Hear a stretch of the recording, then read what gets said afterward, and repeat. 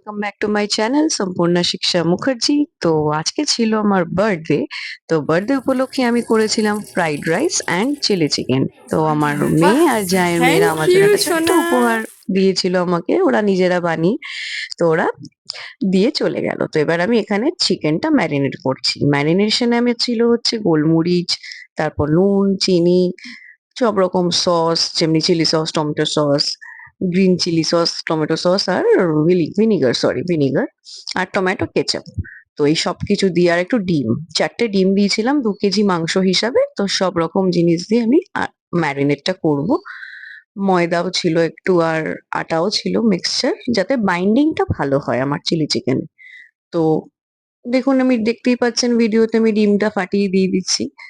তো এবার সব ইনগ্রিডিয়েন্টস দেওয়ার পর আমি এটাকে মেখে ফেলবো চটচট। মাখাচ্ছি, মাখা তো হয়ে যাচ্ছে অলমোস্ট। ম্যারিনেটটা করে রাখা হয়ে গেলে আস্তে, আস্তে আমি সব কাজ এগিয়ে রেখে দিতে পারবো। যেমন আমার ভাতটা আমি বসিয়ে দিয়েছি। ওটা আবার সেদ্ধ হয়ে গেছে অলমোস্ট বোধহয় 70% হয়ে গেলে আমাদের নামিয়ে নিতে হবে। তো এখানে আমি দেখতেই পাচ্ছেন ময়দা দিয়ে দিলাম।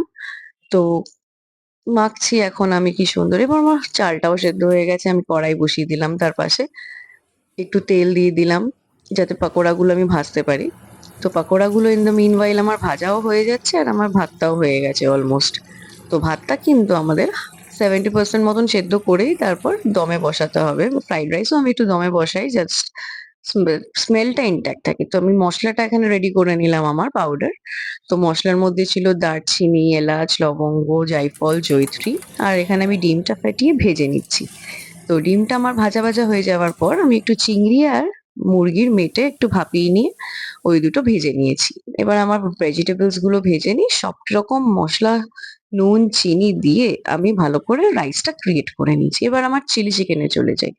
তো একটা সস আমি রেডি করে নিলাম। এই সসটা রেডি করার পর ফার্স্ট কড়াইয়ের মধ্যে দেখতেই পাচ্ছেন বন্ধুরা রসুন কুচি আর লঙ্কা কুচিটা দিয়ে দিয়েছি। তো এবার পেঁয়াজ আর ক্যাপসিকাম আর সস মিক্সচারটা দিয়ে ভালো করে টস করে আমার চিলি চিকেনটা রেডি হয়ে গেল।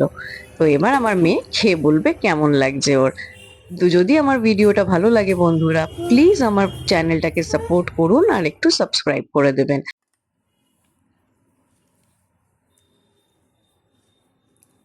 And do like and subscribe my channel.